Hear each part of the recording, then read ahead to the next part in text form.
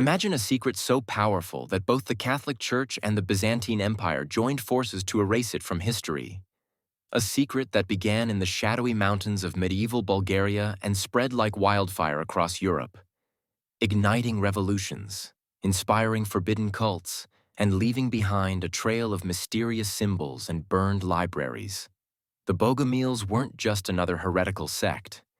They were the original keepers of a forbidden doctrine, one that would later resurface in the Cathars of France and ripple through secret societies for centuries. Their story is a conspiracy buried beneath centuries of ashes and silence. And tonight, you're going to uncover why the world's most powerful institutions were terrified of these so-called heretics. Travel back to the 10th century, where a priest named Bogomil whispered a dangerous idea to his followers. The world you see is not the creation of a loving God, but a prison forged by a dark and jealous being, Satanail, the cosmic jailer. Everything you touch, every law and ritual, is a chain designed to keep your soul trapped in flesh. Salvation, they taught, wasn't through church rituals or obedience to priests, but through secret knowledge passed down from the earliest apostles, knowledge that would free your spirit from the material world. In a land where the church and state were one, this was nothing less than spiritual rebellion.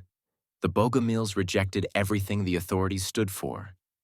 They called the cross a symbol of torture, refused to worship icons, and claimed bishops and even the Pope were pawns of the evil creator. They refused to serve in armies or swear feudal oaths, and even let women teach and lead centuries ahead of their time. For the rulers of medieval Europe, this wasn't just blasphemy, it was a threat to the entire social order. So began a campaign of persecution so brutal, so relentless, that even the Inquisition would later borrow its playbook. But the deeper you look, the stranger the conspiracy becomes. The Bogomils claimed their teachings came from a hidden tradition older than Christianity, a current of wisdom that flowed out of ancient Persia, carrying the dualism of Zoroastrian mystics and the secret codes of Gnostic scriptures. Their rituals were conducted in caves and forests, away from prying eyes. They carved cryptic symbols into stone crosses scattered across the Balkan symbols that would later appear in the secret alphabets of the Cathars, the markings of Sufi mystics, and even the early blueprints of Freemasonry. Each sign was a clue, a silent act of resistance against the religious machine hunting them. The authorities responded with fire and steel. Byzantine emperors sent spies to infiltrate Bogomil circles, tricking their leaders, burning their books, and executing their teachers in public spectacles meant to terrify the population. But the Bogomils were a movement without a center, a network of wandering teachers and coded messages, impossible to stamp out completely. As the pressure mounted, survivors slipped westward, carrying their beliefs into Italy and France, where they sparked the Cathar movement, a mirror image of Bogomil dualism, complete with secret initiations and a vision of the world as a battleground between light and darkness.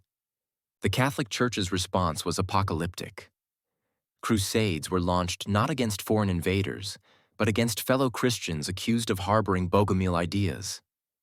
Entire cities were wiped off the map. Inquisition records describe heretics who smiled as they burned, claiming they were finally escaping the prison of the flesh. Some, under torture, spoke of hidden libraries, secret caves, and a true gospel that would one day rise from the ashes. Many of these records were locked away in Vatican vaults, their contents still classified to this day. Yet the Bogomil legacy refused to die. Archaeologists have unearthed ritual objects from Bogomil graves that don't match any known Christian tradition amulets, coded manuscripts, and burial customs that suggest a belief in reincarnation and soul liberation. Medieval Islamic texts reference Bogomil symbols, hinting at secret dialogues between Christian heretics and Sufi mystics. In the Renaissance, whispers of Bogomil wisdom surfaced in the writings of occultists and alchemists, who claimed to be guardians of a knowledge the Church could never fully destroy. The question that haunts historians and conspiracy hunters alike is this: what did the Bogomils really know?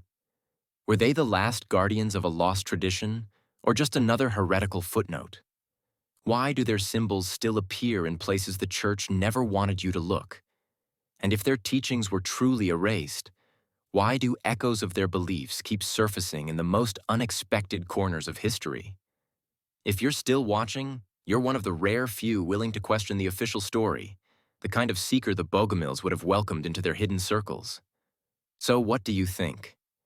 Were the Bogomils the true inheritors of ancient wisdom, or the greatest threat the church ever faced? Drop your theories and wildest conspiracies in the comments.